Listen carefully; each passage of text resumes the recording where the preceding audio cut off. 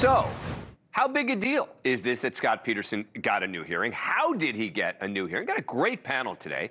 Joining me now is Chris Hansen, the award-winning journalist, spent years at NBC's Dateline, now the host of Takedown with Chris Hansen on True Blue streaming crime network, and the host of the podcast Predators I Have Caught. Liz Farrell, she's the co-host of True Sunlight podcast, which was formerly known as the Murdoch Murders podcast and Cup of Justice podcast.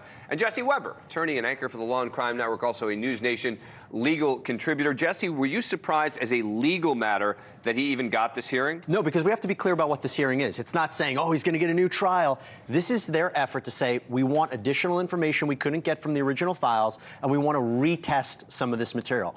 Courts are kind of generally allow that. The burden, obviously, to get a new trial is much higher, but to give them what they need to retest or see some things, I think that this is not only a win, I think they're going to be given that opportunity to retest it. But again, every defendant, Liz, says, oh, you know, I want more testing. Oh, there's new DNA. Great. I'd love to have a hearing about this. And most of them don't get it.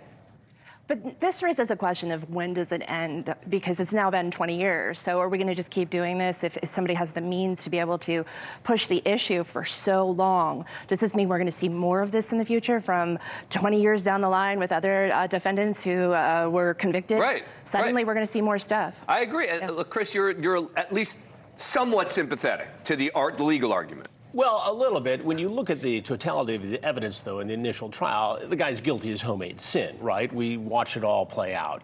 But there's got to be some reason the Los Angeles Innocence Project takes this on. They must have an inkling that at least they have an argument for this hearing, at this hearing, to test the blood. But they should have more. But they should believe the opposite of what you just said. If the LA Innocence Project is going to get involved, they should believe he's actually innocent. Well, that's why I think there might be something there, because otherwise they're going to look silly if they get all the way to this hearing and they test the mattress and it's nothing, like you said, in the open. So we're to believe that these burglars kidnapped her to cover up their deed, killed her and waited put her on until they could figure out Scott Peterson was fishing Christmas Eve morning.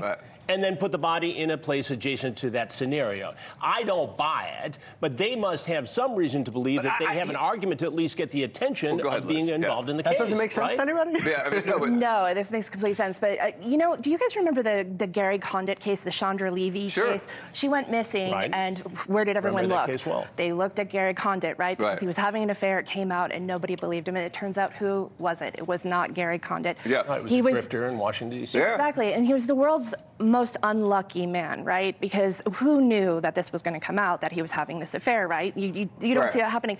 But with Scott Peterson, you would have to be the world's most unlucky man. Way unluckier than Gary Condit. I mean, Gary Condit, there was just questions about him, right? He was acting kind of weird at the time. He wasn't answering questions. He was covering up an affair. Exactly, that's it. There was never evidence of him being involved in the actual crime. But remember, they're building on the momentum, right? We saw a couple of wins for Scott Peterson legally in terms of the sentence. So they might be, and you and I have talked about this before. You go to it now, if he went to trial in let's say 2025, right, 2026. Would it be very different than it was back in 2003? Sure, it would. I mean, the publicity around it would be much different. I wonder if they feel that if you take a trial, they try to get him a new case, there's a chance he would be acquitted. Now, but I mean, here's why he could be acquitted. Yeah. Because the witnesses would be so old or dead or whatever that they wouldn't remember. Yes, that's very true. I just think that the threshold to get a new trial is virtually unreachable. But this goes back to Chris's point about the LA Innocence Project, because this is on them. Meaning, it was a huge deal to me that the LA Innocence Project, the minute I heard about that, I'm like, oh my goodness. They must have something. There's going to be something new here. Oh, they're talking about the van again. Oh, they're talking about the burglary again. I mean, the van is they've got a little bit of new stuff on the van. They got nothing new on the burglary. Well, they say that some witnesses have recanted their testimony. They were afraid to come forward. Well, that's one of the things they say. All right, so let me read. This is Paula Mitchell, the director of the LA Innocence Project, says, during my investigation, Mr. Peterson's claim of innocence, I've encountered numerous witnesses who have expressed hesitation and in some cases an outright unwillingness to provide information they have that pertains to Mr. Peterson's case, specifically because the case is too high profile, and these witnesses feared coming forward for that reason. Now, again, we don't know if these are witnesses who already maybe went to police in the early days, don't want to get involved today, et cetera. You know, I don't know exactly what that means, but I didn't see anything from the LA Innocence Project filing which said to me, whoa, okay, Now I get, all they're saying is that we can put up the long list of stuff they want tested. Oh, we want this tested. We want that tested. We want the mattress test. That's great that they want a lot of evidence tested. And by the way, the legal standard would be, the court would say that no reasonable jury would have convicted him in light of this new evidence, which is pretty high to get to.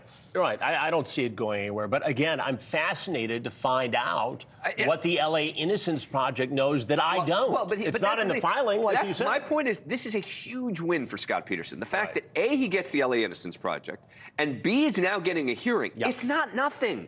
Most people don't get this hearing when they've been convicted 20 years ago. Thank you for watching. Go to newsnationnow.com to find NewsNation on your cable provider. And don't forget to click the red subscribe button below to get more of NewsNation's fact-driven, unbiased coverage.